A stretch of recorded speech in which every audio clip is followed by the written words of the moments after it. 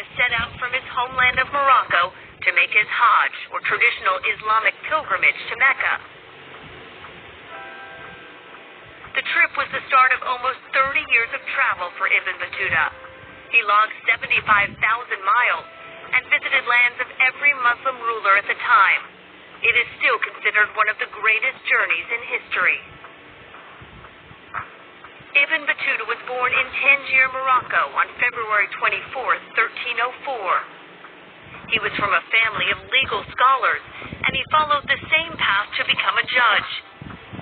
After finishing his education, he yearned to know more about the world, and so, at the age of 21, he began his pilgrimage.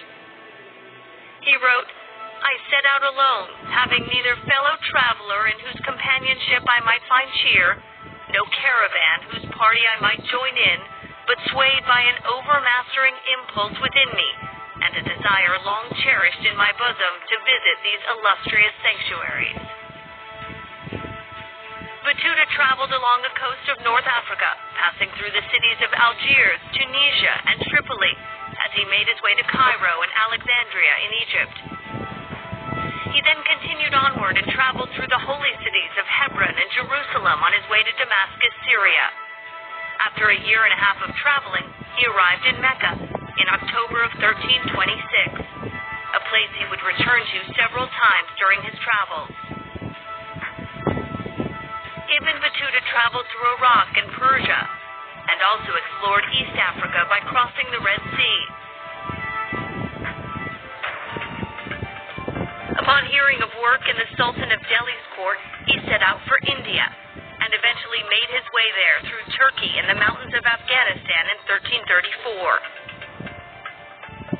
Delhi was under Muslim control, and the Sultan welcomed Muslim scholars from abroad, such as Ibn Batuta, to serve as judges on his court. Batuta ultimately stayed in Delhi 8 years, until he was appointed the Sultan's envoy to China in 1342. He traveled south to Calicut and the Maldives Islands before continuing on to China by way of Bangladesh.